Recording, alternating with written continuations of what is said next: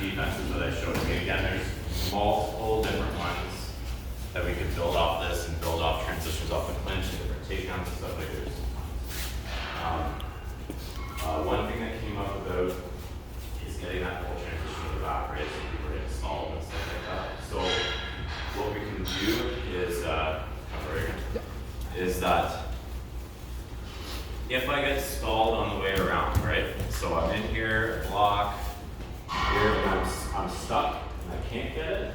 I'm still gonna make sure that I create an angle. I can go, well, this one's technically my go-to, but I'll go body lock and I push. This leg here will just knee reap. My head's gonna push against here, and my arm on the back of Frank's waist is gonna pull as well. So I'm just taking the body like this. Alright? So again, it's easy, I'm just there. And he's gonna go. Alright? I can do this with big guys too, it's easy. As soon as I just push that in, it's really, really easy to take down. But it's pressure and pressure that way, right? So if I get stalled, I can't make it. That would be the easiest go-to because I'm already on the inside, right? But ideally, I want to get to the back for this type of thing. So in the drive, this is going to help drive me around. But I need to take a big step, right? So I'm pivoting off that foot, right? So here, boom, up, and I drive around, and that strike is going to help me carry my momentum around and get me fuller to the back, right? If I'm out here, I can still get it, but bigger, wider guy, stronger guy, I need to be here, all right? And I need to have one under, one across to control that reversal. This is harder, obviously, right? We all know why. The arms are free. This here, okay? And then, but that hip bump is simple. It's just a little pop, right? I just need to get them enough, and you'll feel it. I'm sure everybody did, right? As soon as they pull. Once they're on their heels, it's just walking backwards. That's it. I don't need to pull or anything like that. Maintain pressure, yes, but it's not a rip. It's just there, walk, walk, walk, and down to the ground, right? So that I stay a good guy, right, the whole time, which is good. That's what I want to do. Okay, we're gonna get into some wall work stuff. So we're lucky enough to have these pilot walls. So again, commonalities in street fights is 9 times out of 10 it doesn't happen in the field, right? Usually. It happens in apartments, elevators, stairwells, bathrooms, the bar, outside the bar, cars, parking lots, like where you're getting pushed up against something, right? It's pretty common, like close quarter, right? So I want to work on that kind of stuff today. So we're going to work on just a common high-low clinch. But before we go to the wall, I want to address an open, tactical term, open air. I want to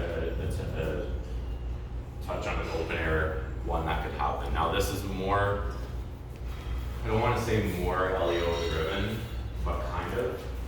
But it will work in anybody that's going to try to close that distance on you fast if your reactionary gap is tight, which is pretty common. Anybody's like, oh no, I always use that. Right. I don't need it, I know it. I suit up all the time, so it's not something that really happens that often. So, I'm actually gonna grow up and give you a break for a second. So, I'm gonna use this in the sense that like, give you a realistic scenario of like, police-wise, but you can transition it into any way that you want, right? First of all, right? Like you text my phone or whatever, but the point being is that like my attention isn't directly on him at all times, right? So the old way they used to teach us in the police, in the OPC is they used to say, oh, when you're writing your notes, hold your notebook up in the air while you're looking at the guy and write this way. Who the hell does that, right? Realistically, nobody's gonna be holding up this and doing like, you can't even write, first off, right? So yeah, I'm gonna hold it down here and I'm gonna write. That's natural reaction, how are gonna do that? Now I tend to like keep looking at the person periodically, right? But bad guy, quote unquote, I'll use that term, like they're looking for that opportunity, right? Like they're like, hey, when are you not looking at me? When is your head down? When is this? This is when I'm gonna attack, right? So this is just a simple, them not striking now, like them coming in to try to shoot and grab you, right? Which is great because it's very, very common that people do that crash into attack. And it's pretty defeatable if you are there. So if I'm here and you're just trying to like, just come with waistline for it. So we're here, and he's decided to make his time. So I'm here, he comes forward, here, right? So I want to get like a double under, right? So everybody understands what I mean by that, like double under. I want to get both under, double under, one underhook, single, double, all right? So we'll call like an elevator. And then again, space, right? I don't want to create too much space, because if I make space for myself, I'm creating space for him too. I want to take that away. Again, I'm going against the grain of everything that we've always been taught, right? Back up, make space, blah, blah, blah, get away.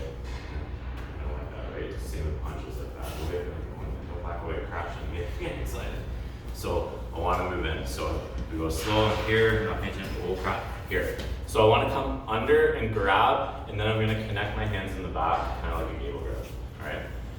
I tend to, if I can, push one shoulder into like a strike.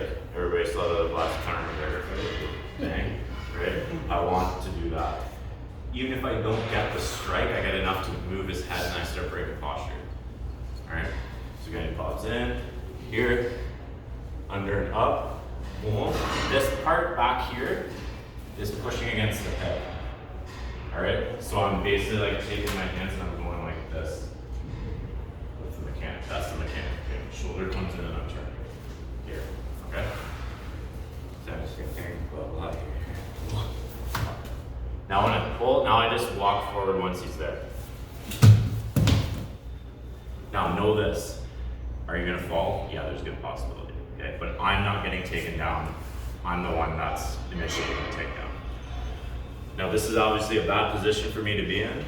All right, so I'm obviously not gonna stay here and be like, all right, I'm gonna come down and slip outside and then go to my knee on belly if I need to, okay? My goal behind this is that this is a bad situation for you if he or she initiates this takedown. Right now you're bottom side position no matter what. And we all know anybody that does jiu-jitsu, being on the bottom is not great, right? I have to automatically change, right? Street defense wise, I really don't want to be at the bottom because there's lots of things going to happen. You're going to get punched, you're going to get elbowed, access weapons, get stabbed, all that stuff. Or his buddies are going to come in and start head kicking, right? So if I go to the ground, which I tend not to be a proprietor of, but takedowns, yeah, because I initiate it now. I'm the one that's doing it, right? Striking phase, clinch phase, ground phase, I control all three if I can. Right? Does that make sense to everybody? Very cool. So again, really slow. We're here. If my attention's away, he goes into shoot and up.